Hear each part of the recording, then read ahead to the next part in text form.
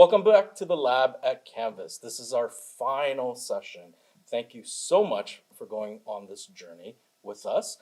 I have once again here with us our lab rats. We have Tan and Michelle and Madison and James and Amy, and I am Ken.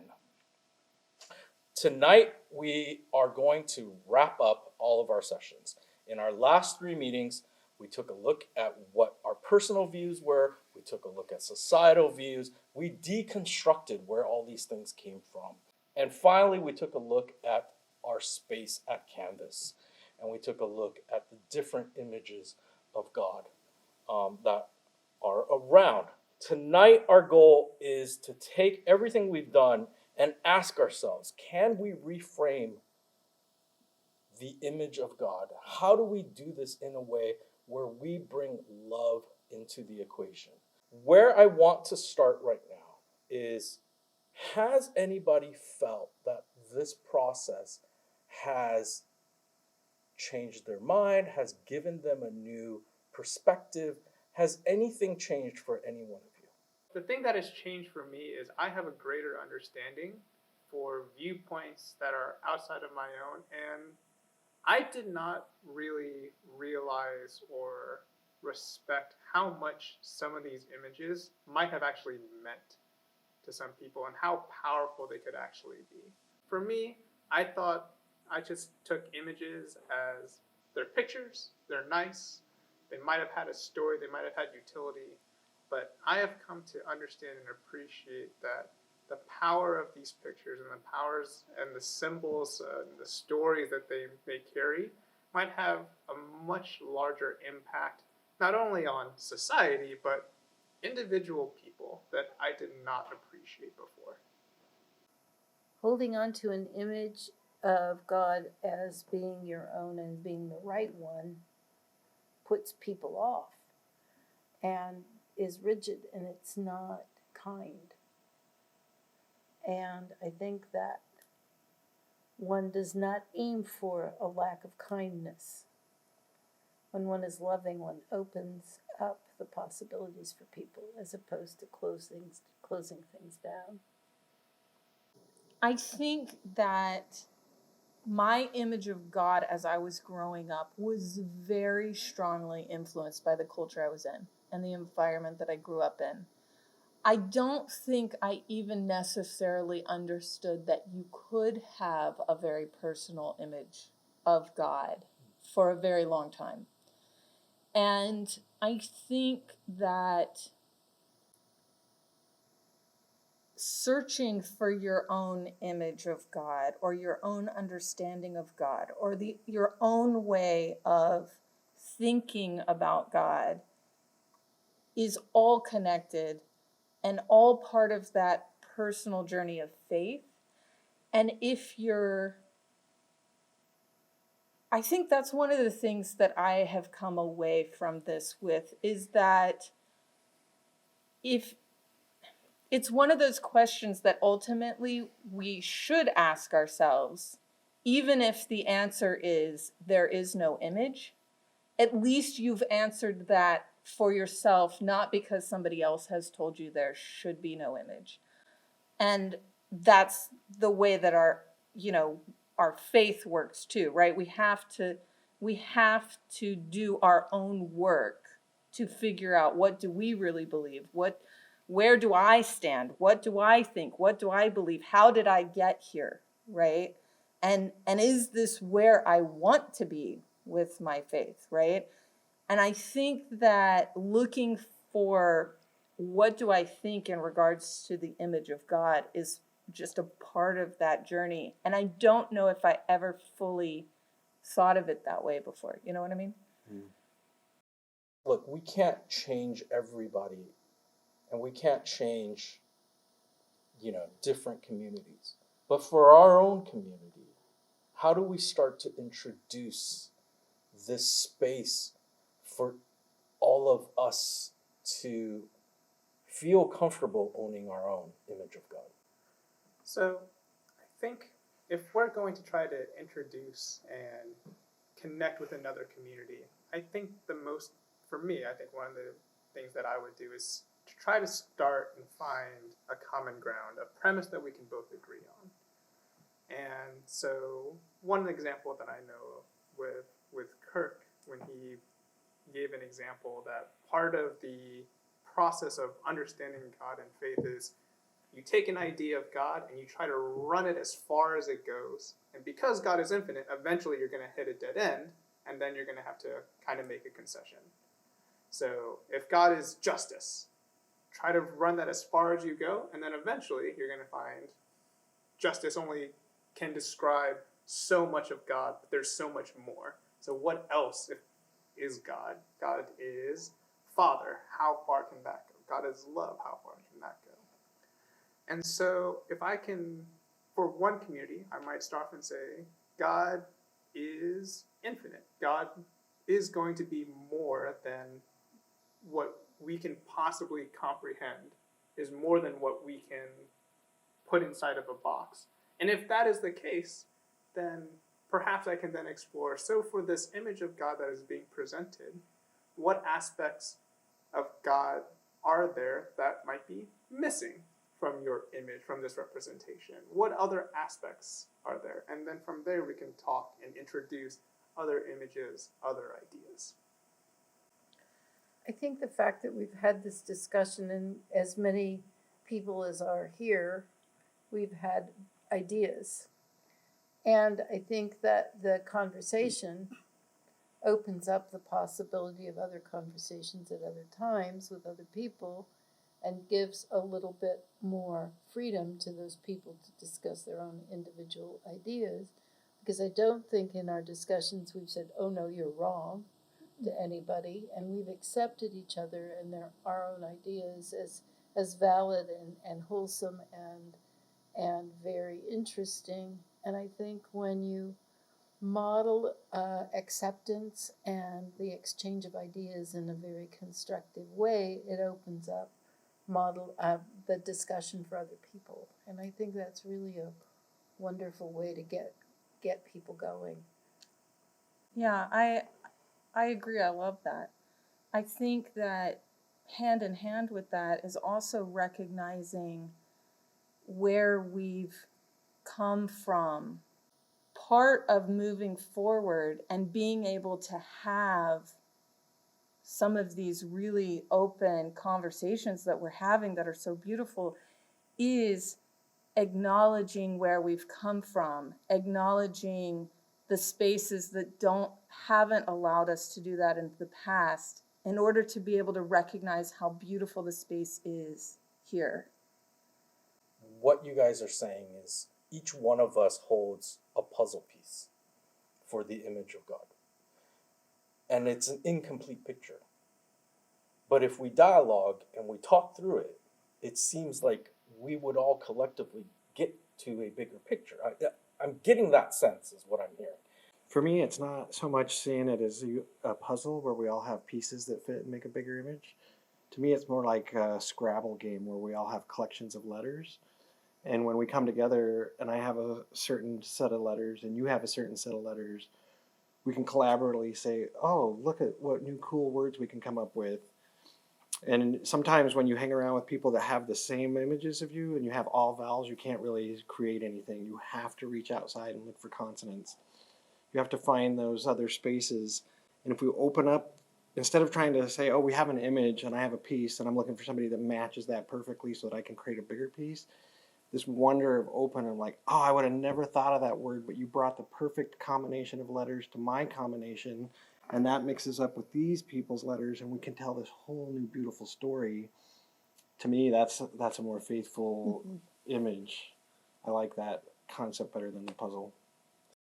The ultimate question that we're looking at for today is how do we introduce love into seeking the image of God? And it sounds like what we're saying is we need to talk to each other. Mm-hmm. Oh, absolutely. Mm-hmm. Talking and Yes. honoring each person's individual, what they're coming to the table with and what they see, and not seeing it kind of like we did, where we were all open to You know, we weren't saying as people were sharing, oh, you're wrong. Being open and honoring all the different differences, because especially culturally, and if we're coming from a place or having that discussion with someone who has had a different cultural or religious sect upbringing in terms of God and who God is and what God means to them or gods mean to them. You know, it's just being there to listen and to say thank you for sharing. You know, in line with that, I watched this video about somebody in the Orthodox Church that actually is an iconographer. Mm-hmm. He's responsible for creating iconography art and was explaining the process and why it was useful and how it worked and the rules around it and why, like, it has rules. It's a specific art form with specific rules. And I never knew any of that before. I never understood it. That's because you didn't take an art history class. True. But it was very fascinating to me to hear how that art spoke to that culture and how that culture used that art in a way that I never had access to or understood before. Well, it's such a cultural expression in many cases, how they see God and how God is perceived by an individual. And you're right, there are certain rules for icons, but there are also certain rules in the evangelical church about how you're going to talk about God and how you're not going to talk about God. Mm-hmm. And woe be unto you if you use the wrong vocabulary. That's right. Mm-hmm. But I think that one of the functions of the church is to create a safe space for the discussion about who God is. And I think Canvas does it very well. But I think there are some places where the discussion is stifled because it's just a little too dangerous to the status quo. This has been quite a long journey, and I really want to spend just a little bit of time with each one of you on your final thoughts of this exercise, of what we've been doing in the lab from the standpoint of looking at the image of God. I'll jump in. So when I came into this process, I came in with some baggage.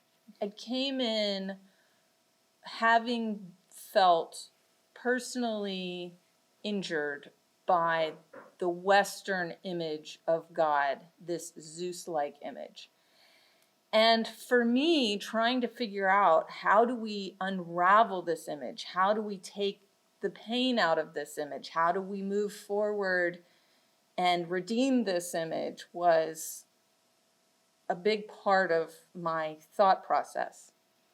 And as we went through all this and I learned what an iconism is, and one of the questions is, do we get rid of all imagery? Like, do what the emperor did and start smashing images and get rid of everything and hope that over time the lack of images helps take away the pain that came from that Western image of power? Do we fill the space, flood it with diverse imagery? I mean, that's my first thought, is everybody needs to be represented. We need to have more images. We need to have as many diverse images as possible. And maybe that will dilute the toxin that was this Western image for me and open up space. And to be honest, I don't know. I don't know if either of those are the answer. I do think that I am landing in this place of, we just need to talk. We just need to have conversations. We need to be aware of what each person's imagery or lack of imagery is, why it exists, how it exists, what images have been harmful to people, what images have been beautiful and helpful to people, and why. And I do think that just having the space to have those conversations, if there's one thing to take away from this, I would say is we just have to talk more. We have to be willing to have these conversations and share these things with each other and be open to listen to each other's perspectives. We're just going to go that way. James, what final thoughts would you like to share? For me, this whole process has been great because sharing these conversations with this diverse group of people has been really eye-opening for me. And I don't know that much has changed for me other than hearing other voices has been really helpful for me. I'm a big believer that part of the human experience is, whether we like it or not, we create images, whether they're mental, verbal, graphic. We create images of the God that we worship. And those personal images, if we share them collectively, they become a tradition process and they get very powerful and they outlive us. And being in touch with those tradition stories, and we see, like Amy was saying, how much damage they can do in some areas, even though they're helpful for me personally, it could be damage for somebody else. So being open enough to say, I only see part of the elephant as a blind man. I need to hear these other voices who are grappling with a completely different part of the elephant because it's bigger than me, and hear that. So for me, the beautiful thing is I really believe with all my heart that the Christian story, the creation story, the incarnation is the most powerful story of the image of God ever told. It's truly good news. It's beautiful, it's welcoming, it's encompassing of everybody. And so what I would hope people would take away is that the Christian God is not a God who excludes people. It's a God who embraces people. And he does that by putting his image in all of us, so that when we go to seek for God, we have to seek that image in each other and have those conversations with people that aren't like us. And I feel like you guys have helped me do that better.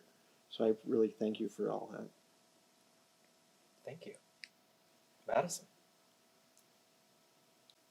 I think what I hope that audiences listening to this take away is that not only like the importance of like being willing to have the conversations, but also the courage to listen, and to listen to understand, and to also understand, like for me this process was, it kind of confirmed my imagery didn't change. It kind of more solidified my imagery, but not in a way of, oh, my imagery is correct or the only one, but like this is what I identify with. And I also know that in the future that may change. Like I may hear someone else's imagery and it may like resonate with me and be like, oh, I connect to that too. But being willing to like listen and just honestly go in with good faith and listen to other people's ideas is really powerful, because you don't know the impact it may have on you or on them as well. I really like that. I think that's very true. I think the fact that people listen carefully to others is just as important as formulating ideas and expressing them. But I think that the honest and the authentic transmission of everybody's experiences and everybody's viewpoint was something that I valued very greatly, because I think that I really had no clue, first of all, that the image of God could be hurtful to somebody. And that Amy was willing to share that was extraordinarily courageous and made me think 100-fold about what I believed, and was that hurtful to somebody else? And good night, I don't want to have that happen. And yet, it's just, you shake your head and you think, oh my goodness. And it repositions you to be more open and loving to other people. And I think that's what I gained from this experience, is to really think about how what I believe might stomp on somebody else's belief, and to be more open and listening of each and every individual and what they're saying to me, and what their goods and bads of God are. The positives and negatives, sorry, wrong choice of words. But nevertheless, I think the communication, but the overriding thing is doing things with love. It just, God is love, and we want to communicate that love through the world to each person. Thank you. And being quiet also helps. 10, you have the last word. Yes. That's an act of power, Dan. You see? Yes! Victory. I'll take it. First off, I just want to say how incredibly grateful I am for this experience. Grateful for the ability to challenge myself. Grateful for the ability to hear other people's opinions. I love learning. I love engaging. I want to know more about the community around me. I'm just so incredibly grateful to have this space and this opportunity to be able to express myself, to challenge my ideas both internally as well as by challenging them, by presenting them out into a community and seeing how people have been able to bounce back off of them, how they relate, how they might relate. And I do hope that this discussion will be able and be useful to have other people to have discussion, not because it's the right thing to do in terms of challenging a status quo or challenging what people might perceive as right, but because it has allowed me to feel so much more connected and to grow in understanding and care for people I honestly did not know were really part of my community. I've been part of Canada for X amount of years. I've seen a lot of your faces before, but this has really given me that opportunity to grow and connect, and I find that so incredibly valuable. I want to thank you all. I want to thank all of our lab rats for an incredible first session of the lab. The intention of this project is for us to bring members of our community together to talk about a topic that maybe we don't have an opportunity to really spend some time with, to really dig into, to really have some discussions about. And you guys did that. And it is one of those things that,